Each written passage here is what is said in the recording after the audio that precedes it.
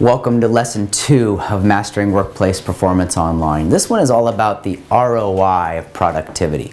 ROI, that stands for return on investment. So the question that I'm going to ask you to consider over the next 14 minutes or so is what is the return on improving myself, improving my processes, improving my performance and productivity, improving my network. Now remember, the way these videos come at you is you're going to get about a 4 or 5 minute executive summary. I'm going to give you everything I've got about this tip. And then if you have time, stay tuned because I'll talk a little bit more, maybe 8 or 9 or even 10 minutes, where I'll give you some ideas and some things to think about, some stories that I have about implementing this tip in the business world, in the life world, some real practical ideas and advice that you can walk away with using. Now, when you think about improving, that is, you're here taking the course, you're diving into the lessons, you've printed out the homework, and you're looking at how you perform, not just what you're doing. The question I like to ask people is, what is their own return on investment of efficiency and effectiveness and organization and being a better time manager? Now, it used to be that we could say that the return on investment of becoming efficient was save time.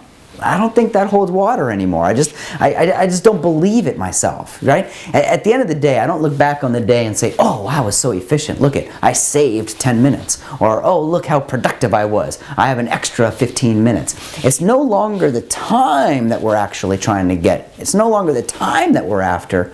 Instead, the real return on investment of improving your productivity, of improving your workplace performance, is actually what you do in time. Now, as you step back and you take a look at today or yesterday or what you did last week, you can probably find some times during that week, during those couple of days, where you were surprised with some extra time.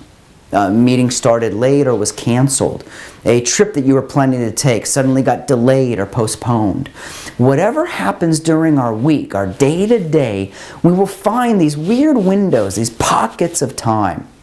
I was teaching at a university just a couple of weeks ago, and I was talking to the MBA class about this idea of personal performance, of workplace productivity.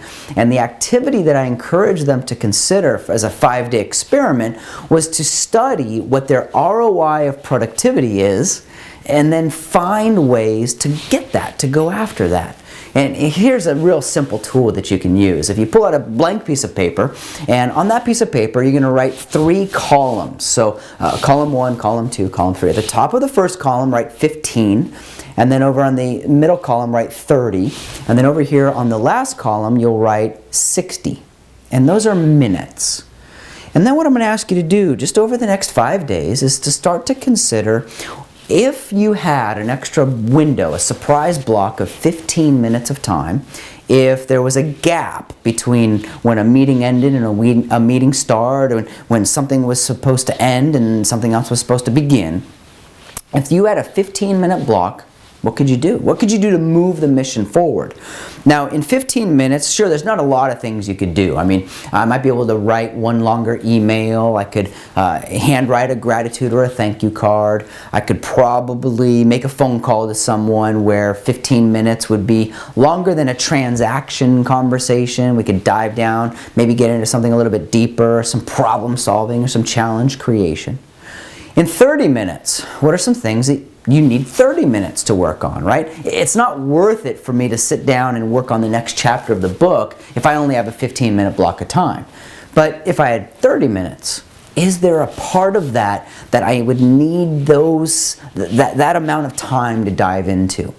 And then on the far column off to the other side, 60 minutes. If you had a block of 60 minutes, what could you do in that block of time? That if you could save time throughout the day, if you could be efficient, effective, if you could be performing and productive through the day, and you had a surprise block in the middle, beginning, or end of the day of 60 minutes, what could you do that's a little bit different than normal to move that mission forward? If you just take that one activity and roll with it, you'll find your ROI of productivity is not saving 30 minutes. Your ROI on productivity is filling in those 30 minutes with something that you need 30 minutes to work on. Hey, if you have some time, stay tuned. I'll be right back. I'm going to share with you a couple of ideas. I'm going to dive a little bit further, and I want to make an offer to you about a product that I'm going to send you for free if you just send me your address.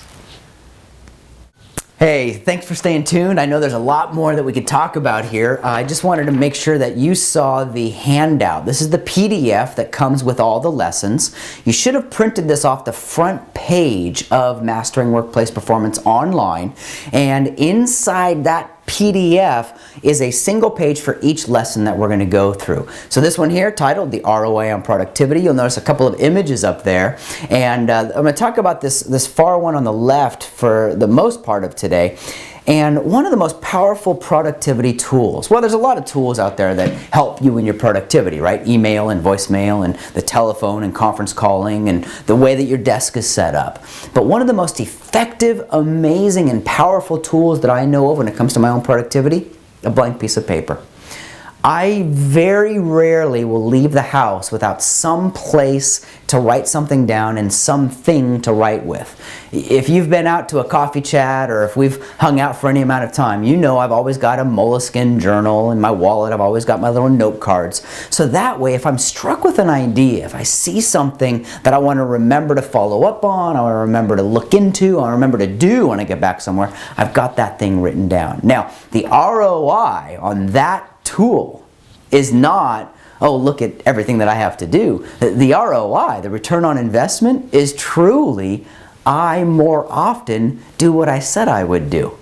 If I'm out to meeting with you, if I'm out to lunch with you, if I'm sitting down talking with a new client and that client asks me to turn a proposal around, to get them something, to give them something in return of our conversation, if I write that thing down and then all of a sudden I get back to my office and I remember that I need to do that and then I send that back to the client, the ROI is not checking something off the list. The real return on investment, we're furthering the discussions, we're deepening the relationship, we're going further, faster. Those are those kinds of ideas that I'm going to go after. Now, when it comes time to looking at my own productivity, my own performance, and the ROI on that, I told you I would send you a product for free. This is one of our postcards. It's part of our Productivity Touchpoint program. And you can see right there, this one's called the ROI on Productivity. This is a postcard that we send out to our clients to get them to reflect a little while, to get them to take a look at what is, not just save time, but truly, what is the return on investment of an extra 15, 30, or 60 minutes saved through the day.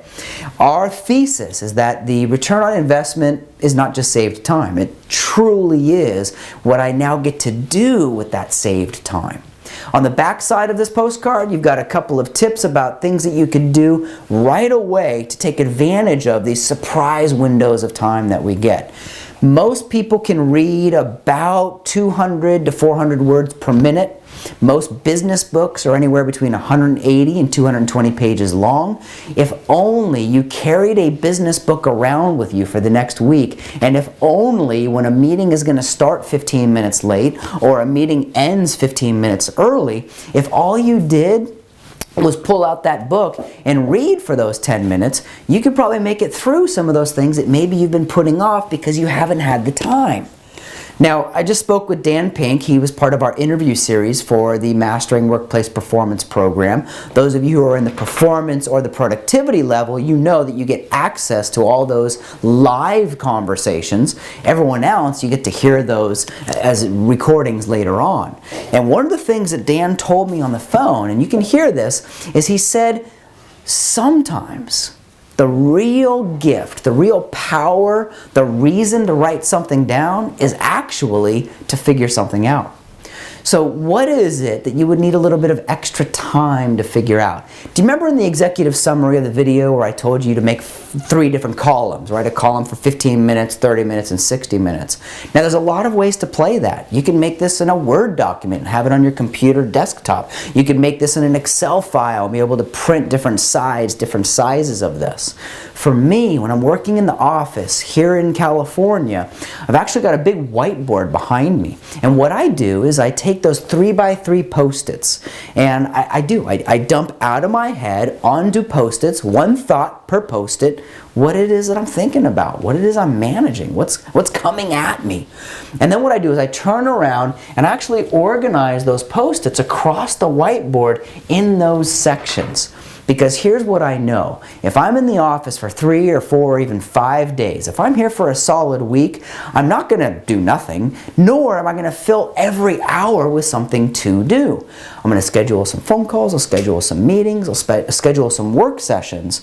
But what I do know, based on my experience, is even though I set up a meeting to start from 10 a.m. and last till 11:30, the chances of that meeting actually starting at 10:10 or 10:15, they run high.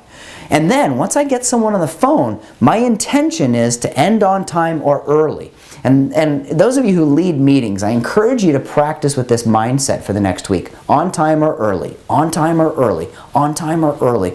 Because what on time or early sets the tone for is I respect that person's time. If I say a meeting is going to go from 10 to 11:30, in my mind, somewhere in the 11:20, 11:25 range, I'm looking to close that thing up. Now, there have been a few times over the years where I get to that 11:15, 11:20, and intuitively I know we're not going to be able to finish everything by 11:30. I actually will schedule our next meeting before I end that first meeting. See, the ROI on productivity, the ROI, the return on investment of being more conscious, more effective, more efficient, of being a higher performer, it isn't saved time. It truly is not. It is an awareness. It is a mindset of productivity and performance. When you get back to your desks, those of you, right after you watch this video, there's an article that I'm asking you to take a look at where we dive into this concept of what it means not only to be a higher performer and more productive, but what it means to experience what it's like to be a higher performer and more productive. Now, there's a lot of tools, there's a lot of gear, there's a lot of things that we could do to improve your productivity, to save time during a day. You know, if you typed a little bit faster, if you ran meetings a little bit more efficiently, if you did a little bit of homework, a little bit of research before you meet with somebody. For any of us who are in client relationship management careers where building relationships and understanding where people are coming from, getting to know other people. If that's part of your business, my high recommendation is, remember in that 15, 30-minute column? Over in those 15 and 30-minute columns, write down, research the people and companies that you're going to meet with. I'll actually keep a running list of the people who I'm looking forward to finding out about, I'm looking forward to connecting with. And when I get one of those surprise windows of time, I actually do look at that list. And if I have 14 minutes before I have to meet with somebody else, 14 minutes left in a scheduled time block, I may find someone that I'm researching, a company that I'm researching, go over, type that into a search engine, and just do a little bit of research. Now, hopefully what you're finding in this video is the ROI of productivity isn't just saved time anymore, right? I don't get home at the end of the day and walk into the door and say, I saved 48 minutes today. It truly isn't time anymore. It's all about what we do with our time. We're not managing time. We're really managing what we do with time. What is your ROI on productivity? Hey, when you get into the discussion forum, that's what I'd like to read about. What is your ROI on productivity, and how in the next 3, 4, 5 days can you deepen that relationship? Can you move further into that? How can you open up some blocks of focus time, of energy time, of time, so that you can actually take advantage of the opportunity to dive into what's really important? You know, as I'm writing the book that's coming out later this year, it's called Your Best Just Got Better. One of the things that I'm going to take a look at is improvement and your network. That is, who are the people around you that are supporting you, that are building you up?